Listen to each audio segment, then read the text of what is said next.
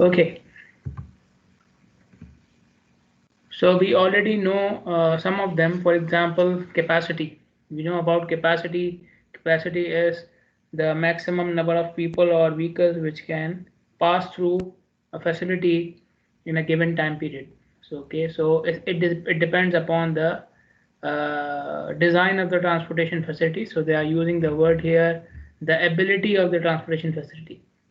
Okay, so how much moving stream, how much movement. This is another important thing here, movement. Okay, so they are not, if they are stuck on the highway, if people or vehicles are stuck on the transportation system, then that is not the capacity. Okay, you may have 2000 vehicles in the queue. Okay, then 2000 doesn't become the capacity, because 2000 is not moving. Transportation facility is to do what? Is to move people and vehicles. So if they cannot move, then they are not capacity. Those, that number will not be considered as capacity.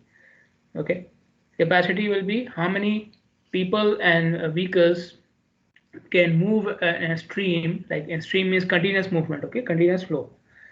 Uh, so how many people and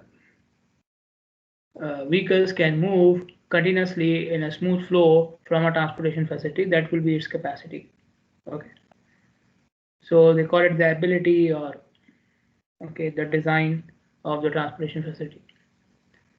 Then we have congestion management process. Congestion means very high traffic jam, delay, queue. Okay, so in congestion management process, you are providing information about, so it's a process, right? So it must have several steps.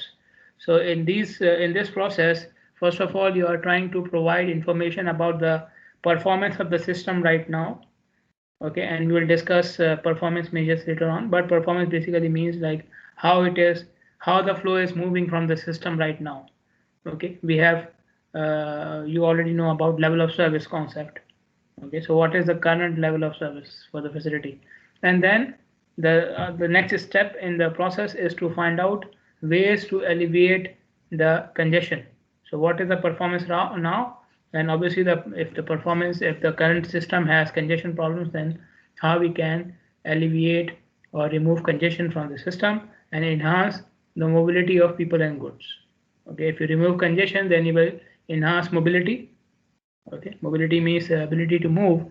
So when you remove congestion, you will allow people to move more freely.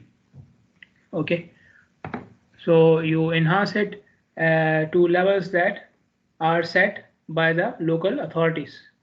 Okay, state and local needs are set by the local authorities, that these types of highways should have this much level of service and so on. Then we have high occupancy vehicles. These are vehicles which are carrying two people or more. Okay, so if you have a vehicle which is driven just by the driver, and there's no passenger in that vehicle, that will not be high occupancy vehicle. Okay, so high occupancy vehicle must have one driver and one passenger. Okay, so high occupancy vehicles are normally used. In some cases, you may have extra benefits for encouraging high occupancy vehicles. Okay, so on the highways, you may give them some benefit in terms of the toll which they have to pay. Okay, or you may give them an extra lane, okay, a separate lane for high occupancy vehicles. So in that lane, there will be vehicles which are carrying two people or more. Okay, so the purpose is that you have less vehicles on the road and you have more people in the vehicles. Okay, less people on the road, more people in the vehicles. So if you are two guys who are going uh, to the same place, working or for education or whatever, then you may accommodate one another in the same vehicle. Okay, then we have a very widely used term, a very important term for modern traffic engineers, which is intelligent transportation system. Okay, it's a very wide field. It's not a term. It's a very big field in traffic engineering that involves a lot of professionals, including traffic engineers, electronics engineers, mechanical engineers, data analysts, and so on and so forth.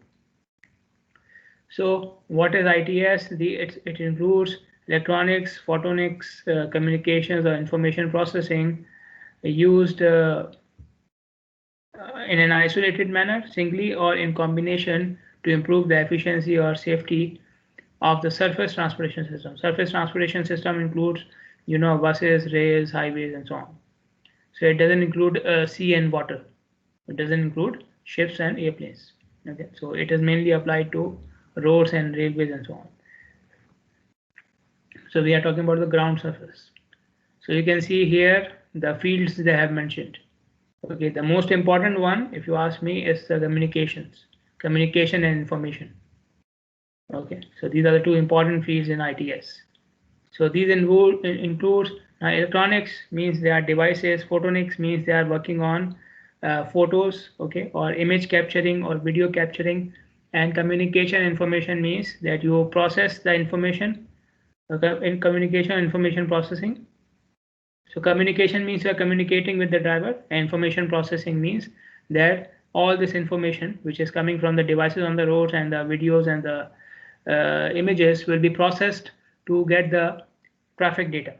So you have a video and you process the video to get the traffic data out of it, okay? Or you have pneumatic road tube on the road, okay?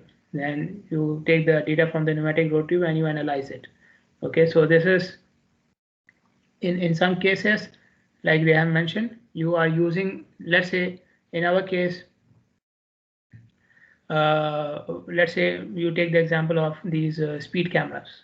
So speed cameras are basically, you can call them an electronic device or a photonic device or both, okay?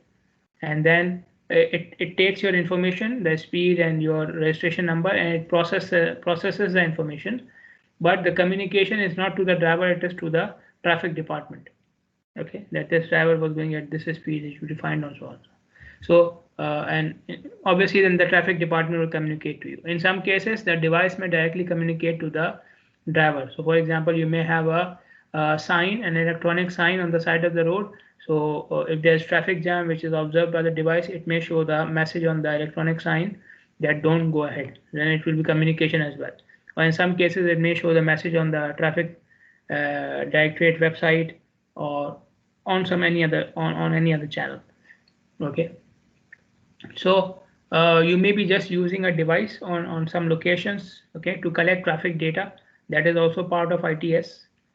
If, for example, I mentioned, I think last time, that for signals we have sensors installed there which are controlling the signals. These sensors are also taking traffic data as well. So, but they are not obviously not capturing image. They are not communicating with you. They are not processing the information. They're just providing the information to the traffic directorate.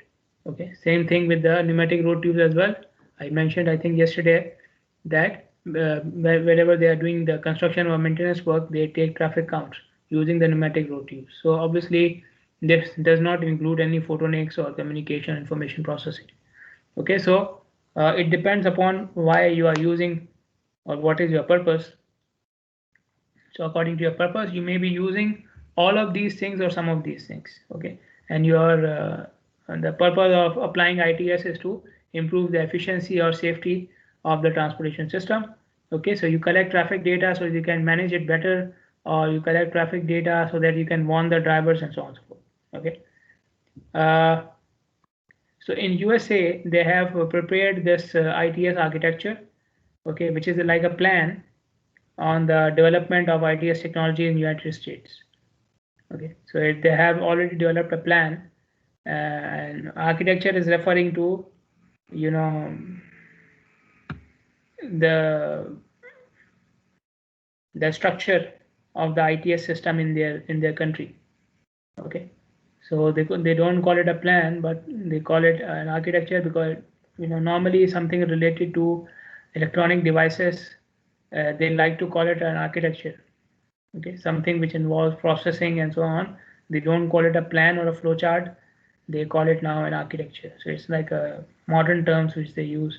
Okay, so instead of calling it a flow or flow diagram or a map, they call it an architecture. Okay, but it has the same meaning. They have this architecture, a map with them for the development of RTS in USA, and they are following that plan to deploy and plan future ITS infrastructure. Okay, what to do in ITS field in future in their country. Okay, so I don't know about Bahrain, uh, but for USA they are saying it is more comprehensive and detailed and so on. Then we have the term intermodal. Okay, intermodal, modal, intermodal is the term used when you are dealing with different modes of transportation. Okay, whenever you are combining different modes of transportation in your planning, then you call it an intermodal planning or intermodal system. So an intermodal planning or intermodal system should have the ability to connect or provide the connections between different modes of transportation. Okay. Then we have the term land use. So land use, we have used it very often. So now they are, putting it in a definition. So land use is the manner in which you are using the portions of the land or structures on them uh, for any purpose. Okay, the manner in which you are using the land or the structure on that land for any purpose. Okay, or it may be the existing purpose, it may be something designed for future. Okay, so it will be called as a land use, and some examples are given. You can have it for commercial, you can have it for residential, retail, or industrial land use, or so on and so forth. Then we have the word mode. So I've already used this word before. So it's a specific form of transportation. Okay, so different forms of transportation are called as different modes of transportation. Okay, it may include automobile meaning your car. Then you can have a subway system, which is basically underground public transport. Then you can have a bus system, a rail, air, bicycle, foot. Okay, so I don't think they have missed anything here. Okay, as far as the passenger transport is concerned. So these are different modes of transportation. And when you are providing connection between them, we call it intermodal. Then we have performance measures. Performance measures are like indicators. If you want to see how the transportation system is performing, then you will judge it according to these indicators. Okay, so for example, for students, our performance measures are grades, right? Performance measures are grades. So if I want to see how the student is performing, I will ask him for his grade or GPA. Okay. Another performance measure can be attendance. Obviously, we don't consider it right now, but it is another possibility. Okay. So performance measures are indicators of the performance, and for transportation system, these measures can be speed, reliability of travel. I think it should be travel time, reliability of travel time, and accident rates. Okay, so if the speed is high, that means performance is good. If the travel is reliable, okay, and we will discuss reliability in the next chapter as well. So if the travel is reliable, means you are more confident about your travel time on this highway. That means the performance is high. If you are less confident about so if somebody asks you how much time you will take to come to my place, okay, and you are saying I don't know because I will come from this highway and this highway is always blocked, I don't know, maybe it will take 10 minutes, maybe it will take half an hour. Okay, and the other guy says okay, then don't come, the plan is dropped. Okay, so this is the problem of reliability, that you cannot say for sure that how much time I will travel from this segment or from this highway. So high reliability, high confidence. So if you say, okay, no problem, this highway usually takes 10-15 minutes, I will be there in maybe 10-15 minutes. So this is more reliable. Okay. Accident rates, it's very obvious. Accident rates goes high, performance goes low, and vice versa. And it is used as a feedback in decision making. So if you are making decisions whether we should expand transportation network, whether we should uh, build new highways, whether we should uh, change the design of the road and so on and so forth. So you will look at the existing performance of the highways and you will collect data of these indicators. Okay, then we have word stakeholders. Stakeholder is again something which is general. It is used in many fields, especially in management. So these are individuals and organizations involved in or affected by the transportation planning process. Okay, either they are involved or they are affected. Okay, and we have used the same definition in the highway engineering course as well. Obviously, that was a long time ago. So individuals and organizations which are either involved or they are affected by the transportation planning process or any planning process, any process. People who are involved or are getting affected by any planning processes are stakeholders of that system. Okay.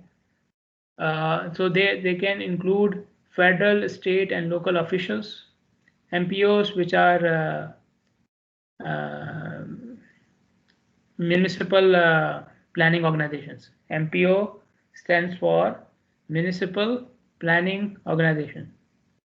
Municipal Planning Organization. Okay, so this planning process is normally done by federal, state, and local officials, and it may include municipal planning organizations as well. So these are different levels of the government. Okay, federal, state, local, and municipal are different levels of the government, and obviously how many levels you have will depend upon your the organization of the hierarchy in your country.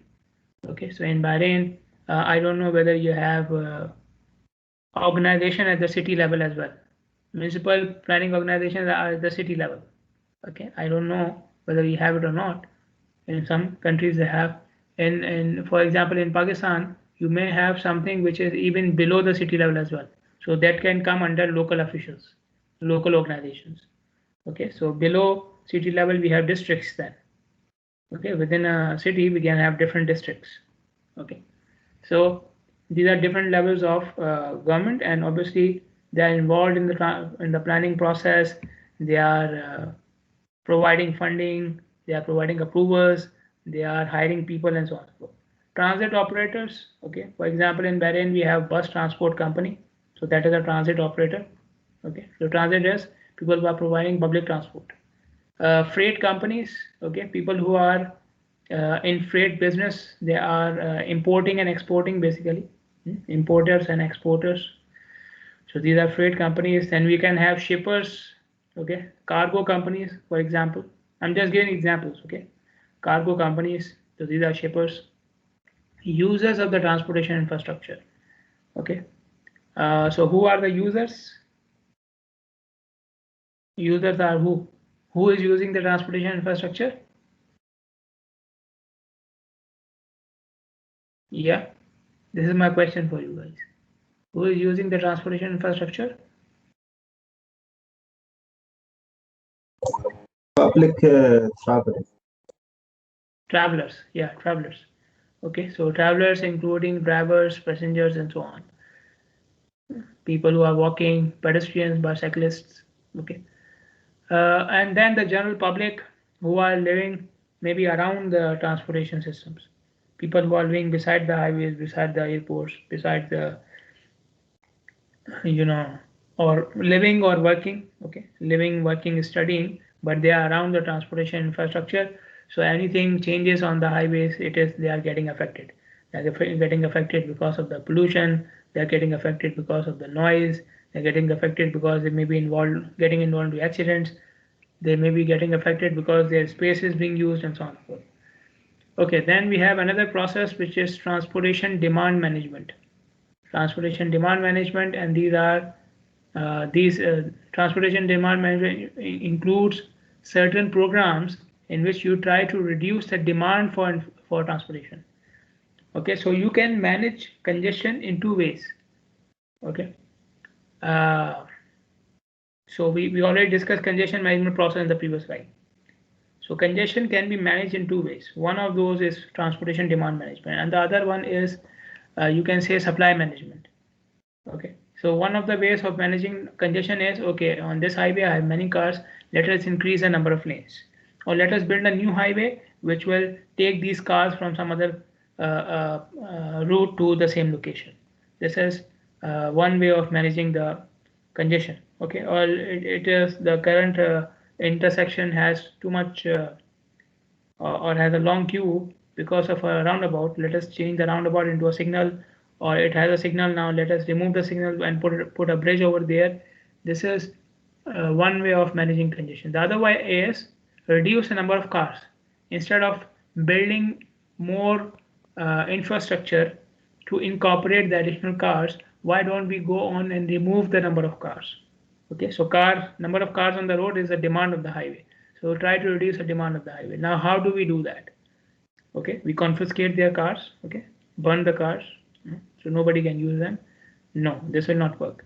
So the means of different programs or means of transportation demand management may include, again, these are just a couple of examples. Public transit. So you make the public transportation more feasible, more appealing for the public, so they will leave their cars and come on a bus. Okay, so one bus may incorporate people from 30 cars. Okay, so you are reducing the cars and just adding one bus. Or you can have alternative working hours. Okay, and nowadays you can see there's another way of reducing the number of cars, which has already happened, and we are also involved in that process, which is doing things virtually, doing things digitally, online. Okay, so it was in, people were already doing things online even before as well, but not to this extent that we are doing right now. So most of the work of the public offices and the universities and schools is handled online now. So you can imagine this is again a transportation demand management strategy, but it is not, obviously the focus was not to reduce the number of cars. The focus was to stop the spread of corona. Okay, but still you can see the effect on the highways as well, right? It reduced the demand greatly. Okay, so making things virtual or digital is also part of transportation demand management. Okay, so reducing the number of cars is transportation demand management. Okay, now we will begin the process of transportation demand forecasting model. Okay, so let me go back just to show you.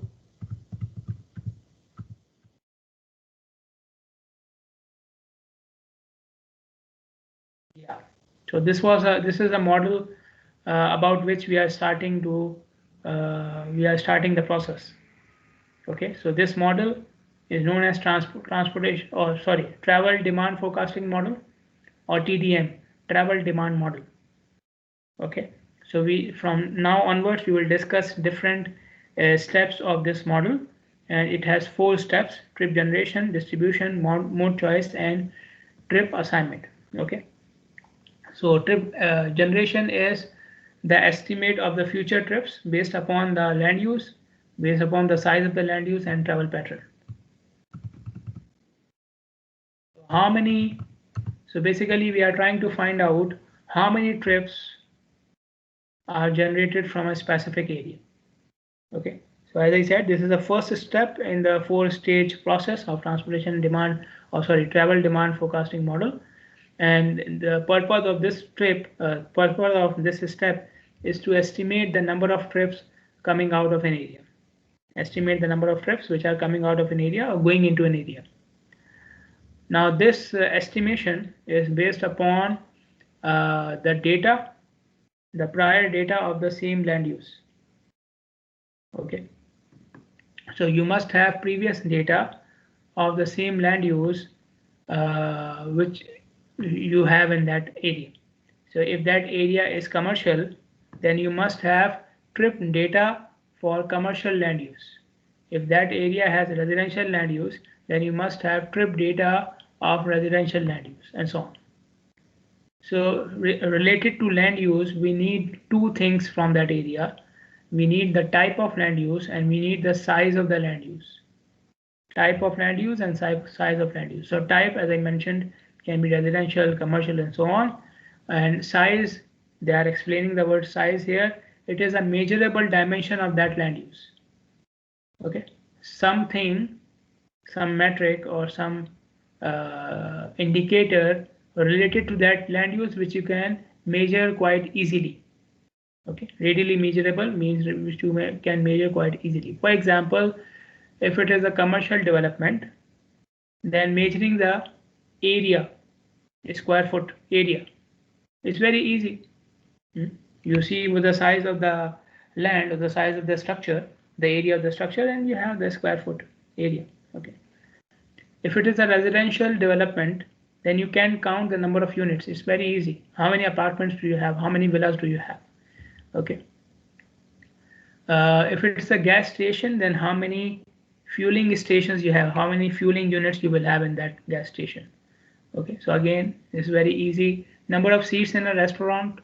Okay. And this is how they, you know, if you go to a restaurant, if you ask them, we want to have a party here and we want to have a lunch or a dinner here, how many people you can incorporate, so they will tell you readily. You know, even the waiter can tell you, we have these many, we can have these many guests in the restaurant. So it's very easy to measure this.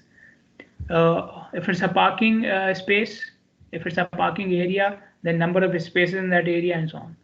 Okay, so in each case you can see the size, the dimension which you are using for the size, for measuring the size, is changing according to the land use.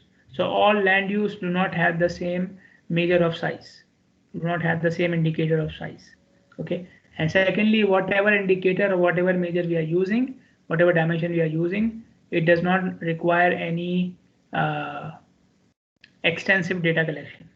Okay. In some of the cases, just counting. See, number of units, number of fueling stations, number of spaces, and so on. Okay. Or simple measurements of length and width. Okay, so this is called the size. So you must know what type of land use you have, and then you must know the size of the land use according to the appropriate measure. Now, how do we calculate? So if I give you the land use and the size, how do you estimate or how do you give me the number of trips? Okay. Now there are two ways to do it. Collect data from your country for all land uses which you have, and then you come up with your own trip generation rate. So if I have commercial land use in Bahrain, I have collected data, let's say from 10 different locations. So if I have this much size of the land use and these many trips are coming, if I have this much size of the land use and these many trips are coming, and so on and so forth, and then you can use them. Okay, so you can calculate average rate of trip generation from that land use in your area, and you can use it to calculate the number of trips for any other area for present or future. This is one way of doing it. Another way is to use the ITE trip generation manual. Now the process which I told you just now, that you collect data from different facilities, different land uses in your area, they have already done it. ITE has already done it. Okay, obviously they did it in USA. Okay, but it is a good, so they have rates and equations from which you can input the data, okay, of your land use, the size and type of the land use, and you can get how many trips will be generated from my area, or how many trips will be coming to my area. And this manual is developed in the same manner like I told you. They went to different facilities, they counted, or they looked at the size of the facility, and they counted the number of trips. On the basis of that, they have come up with some equations and rates. Now the rates which are giving in ITE trip generation manual, they are updated every 3 to 5 years. Okay, so, and I think the manual which we have right now is a 10th edition. Okay, so you can imagine how much work they must have done by now. Okay, so if you are starting something, you start to calculate or to estimate the trip generation rates right now, and they have already done it, or they have already started it maybe 30 years ago. So the thing which you are doing right now, they are 30 years ahead of you. Okay, so what other countries do usually, like I have, if you go to the if you go to uh, Google and search for trip generation rates, you will find many studies. Okay, so I will show you a couple of them. Okay, one was is a senior design project which I did, which I think this is the one. I will show you the poster. I think the poster is for that purpose.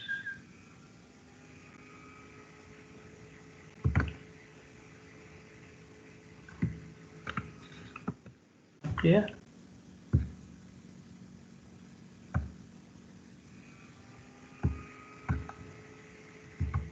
Or let me show their presentation maybe.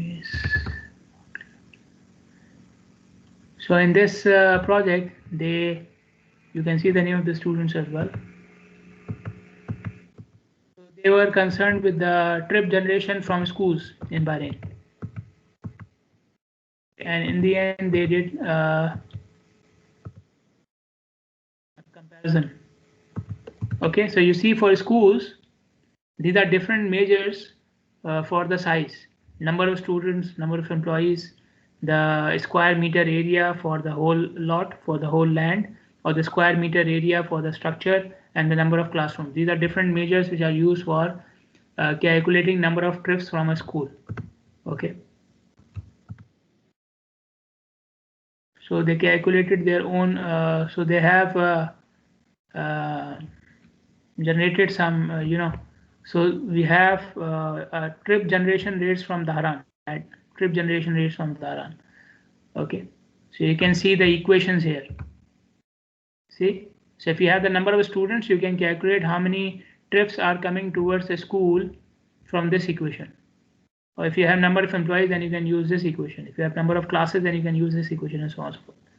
Okay, so this is trip generation equations coming from Dhahran, Saudi Arabia. Okay. So using those equations, they calculate these many trips, 11,000 and so on and so forth.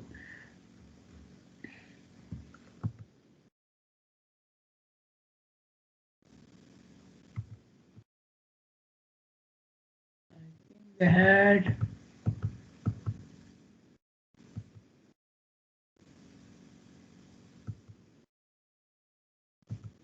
they did a comparison as well. The comparison is not here, but anyways, you have the idea now that different countries have also tried making their own equations. Okay, so just like ITE, different countries have their own equation as well. Okay, so this is for number of this is for parking generation. Now these are the equations for parking generation. How many vehicles need to park, or how many vehicles you should provide the parking area. So again, you can see if you have number of students, use this equation, number of employees, use this equation, and so on and so forth, and you can calculate the number of vehicles for which you should provide the parking area. Okay, so again, this is by using Dhahran equations. Okay, from Saudi Arabia. We have equations for Riyadh as well. We have equations for Abu Dhabi as well. Okay, I think we may have equations for Dubai as well. Okay, so different countries have developed their own equations as well. Okay, but obviously it will include a lot of working, some extensive working. So you cannot say, okay, IT is using this equation, so let me change this number and it will become my my own equation. No, so you have to do a lot of work. So many people do not get into doing so much work, and they use the IT equation. Or if they are not using the IT equation, they are using the same parameters as the IT equations. So like I showed you, number of for schools, it can be number of students, number of employees, number of classes, land area, and so on and so forth. So who said that for school the size should be measured in number of students? ITE. Okay, so either they are using the ITE equations or they are using the parameters given in the ITE equation and then calibrating the equations themselves. Okay, so this is a useful manual then. Even if you are not using the equation directly, it is still useful for developing your own equations. Now we are talking about trip generated from an area. Trip generated from an area. So obviously one complete area may have different types of land uses. Okay, so if you are talking about, for example, an area like Manama or Muharraq, so it has some residential developments as well. It has commercial developments. It has some retail stores. It has some banks and so on. So many things are there. Okay, so that means it will have multiple land uses. One area has multiple land uses. Okay, the land in that area is used for multiple structures for different purposes, for different uses.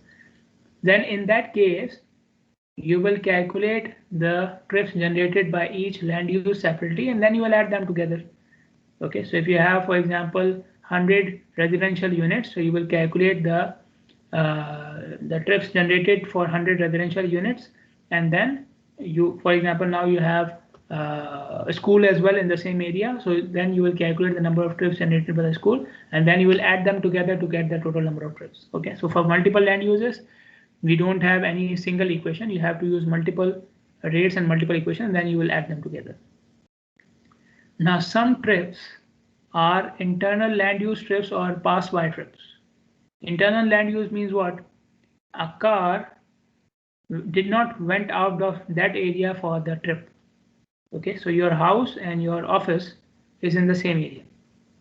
Okay, or you went for shopping. Okay, and the shopping mall is in the same area where you are living. Okay, it is often the case. Often you don't go far for shopping, right? Nowadays we have so many commercial complexes, so we don't need to go far. So these are internal land uses, internal land use trips. Okay, so since these trips are not going out of the area, so you cannot say they are generated from that area because they are not going out. They are within the same area. Okay, and some trips are pass-by trips. So you are coming from one zone and you want to go to some other zone, but this area is coming within your trip. So you are in this zone, for example, and there's a highway which is passing like this, and this highway will take you to this zone. But what about this area? What will happen to this area? Some zones, traffic analysis zones, maybe in this area as well. So you are passing from these zones. Okay, you are entering this area, but then you are exiting as well. Okay, so let's say your trip is not towards this area, right? Your trip is towards this area. Okay, so ITE trip generation manual has, this is another good thing about ITE trip generation manual, and this is again a justification like why I was saying that if you want to develop your own rates and your own equations, then it will take you extensive data collection, because then you see you have to incorporate internal land use, how many people are coming out of their house but not going out of the area, and then you have to also incorporate people who are just passing from the area. Okay, so they come out from one area, they want to go somewhere else, but they are just passing from your area, so they are not trips which are coming towards your area. Okay, so if you are calculating number of trips for this area, then this guy who is coming from this zone and going here should not be included here because he is not coming to this area, he's just passing from it. Okay, so the equations and rates which are generated by ITE, they take care of these two things as well. They have already deducted a percentage of trips from their equations to account for internal land use and pass-by trips. Okay, so maybe they are saying 10% are internal land use and 20% are pass-by trips. So now the number which you are getting from the ITE equations and models is not the actual number of trips. It is slightly reduced to accommodate these types of trips. So if you make your own equations, then you have to incorporate these two things yourself as well. Okay, because you cannot ignore them. Okay, so like I said, even if you are trying to make your own equations, you have to follow the methodology, you have to follow the concepts which are used by ITE. Okay, and by the way, ITE, anybody knows the full form? I think I didn't say it. Anybody knows the full form? ITE stands for what? Yeah. Anyone?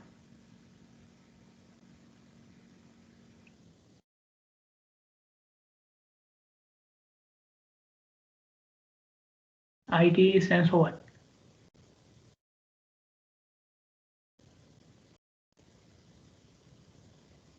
Okay. Take your time. You can tell me tomorrow. Okay. This is like your homework. If you don't tell me, it becomes an exam. Okay. So according to IT, so obviously in this course, this chapter, we cannot focus on each and every country's rates and process and so on. So we'll just focus on IT rates. And as I told you, if you want to generate your own, once you become a traffic engineer, you can follow the same methodology and the same land use and so on. So IT has developed or has divided land uses into 172 types. 172. Imagine how much work. 172 types of land uses. These are the main categories which you can see. Okay, the categories which you see on the slides here. These are the main categories, and then within each main category you have subcategories. Okay, so 172 is including the subcategories. Okay, so for example, ports and terminals, it's the main category. Then it has 6 subcategories, including water ports, airports, transit stations, and so on. Then we have industrial. Within industrial, we have 9 subcategories, including light and heavy industrial, manufacturing, warehousing. Residential, we can have single family, apartment houses, senior living homes, mobile home parks. Okay, this is a thing in some other countries. Okay, we don't have this. Like I have seen people in Europe who are just living on the move. Okay, so they have a backpack, and that backpack is their whole life. Okay, so this is for them. Then we have lodging. Okay, so lodging has 5 subcategories, including hotels, motels, resorts, and so on. Recreational. Okay, recreational has 35 land uses. Imagine 35. So you can include different types of parks. So parks can be parks for kids, and parks for senior citizens, and parks for uh, you know uh, theme parks, and so on and so forth. Fitness facilities, movie theaters, racetracks. In our case, we have this Formula One circuit. Okay, so this is also what recreational facility. Institutional facility, 17 land uses, including them schools, churches, military facilities, museums, libraries. So schools are part of institutions. So if schools are part of institution, then universities will also be in them, right? Medical facilities can be divided into 4: hospital, nursing home, clinics. Okay, animal hospitals, veterinary hospitals. Okay, so clinics are our health centers are clinics, right? Office facilities, 11 land uses: general office, medical offices, government offices, post office. Okay, so I think 2 of my students are here, Badr and Abdul Rahman, and they were doing working on their senior project for government offices, right? So that was an office land use. Retail land use, 43 land uses, 43 subtypes. Supply stores, convenience stores, cold stores will also be there, right? Supermarkets, good stores, apparel stores, pet stores. Services as 24 land uses: coffee shops, fast food, restaurants, everything you love, right? Everything we love. Then they have incorporated new land uses in the last manual. Okay, they include construction equipment, rental store, data centers, medical equipment stores, mosques, museums. Okay, so mashallah, mosques have increased in USA, so they had to incorporate it. Earlier it was not there, or it was considered under churches maybe. Museums, recreational vehicle sales, snow ski areas, tractor supply stores, truck stop, and variety stores. So they have included how many new? 1, 2, 3, 4, 5, 6, 7, 8, 9, and 10. 10. So earlier it was 162, included 10 more, so it became 1672. So you see, they have so many categories, and they are still working on making more. So you can imagine the type of work they are doing. Okay, for mixed land use developments, okay, mixed land use means that you have residential, commercial, employment, retail, and land uses together. Normally, these are together. If you come to a metropolitan city, If you come to an urban area, residential, commercial, employment, and retail end use are together. Okay, you can go back and look at what do I mean by commercial and employment and retail.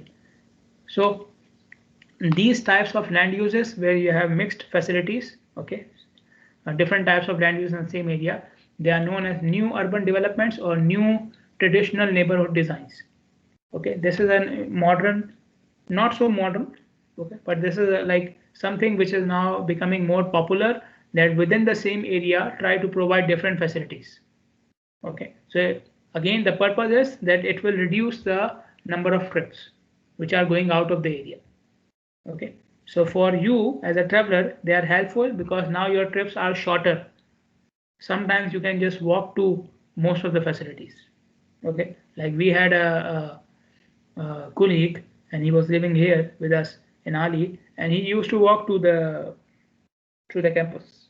Okay, obviously we didn't, but we have so many facilities around us. Like I can walk to the bank if I want, I can walk to the clinic if I want. Okay, and obviously I can walk to the park, and so these, alhamdulillah, these so many facilities are close to us. So this is part of neo traditional neighborhood design or new urban development. Okay, and the purpose of making these type of development is to reduce the number of trips or reduce the length of your trips. Okay, so I will stop here. Okay, tomorrow inshallah we will start with how to use the IT trip rates and so on.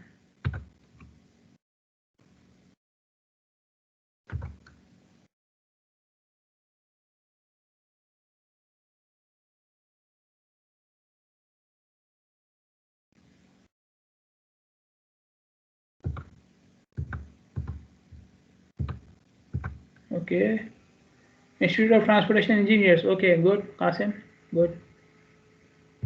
So you have saved yourselves one question from the exam.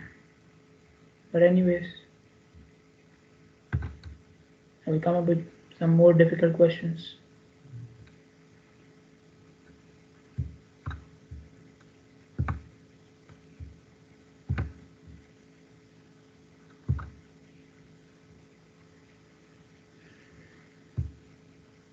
Okay, Ali Akil, Ali Salah, Iman Kamil. Ali Akil, Ali Salah, Iman Kamil. Iman and Ali Salah, okay. Asma Khalil, Zahra Sayyid, Nujur Salah. Asma Khalil, Zahra Sayyid, Nujur Salah. Zahra and Nujur.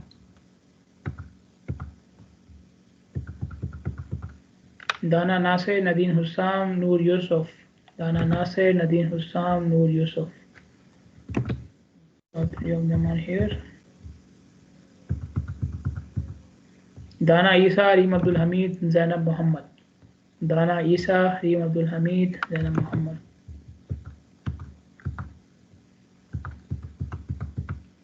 Asil Adnan, Nadir Abdul Munim, Latifa Ahmad. Asil Adnan, Nadir Abdul Munim, Latifa Ahmad.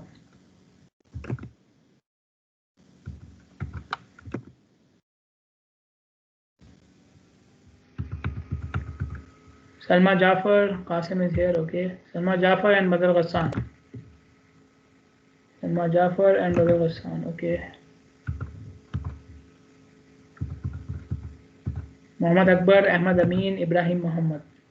Muhammad Akbar, Ahmad Amin, Ibrahim Muhammad. Akbar is here, okay. The other two are not here. Okay, fine. So we are done. Okay, thank you. See you guys tomorrow, inshallah. Assalamu alaikum.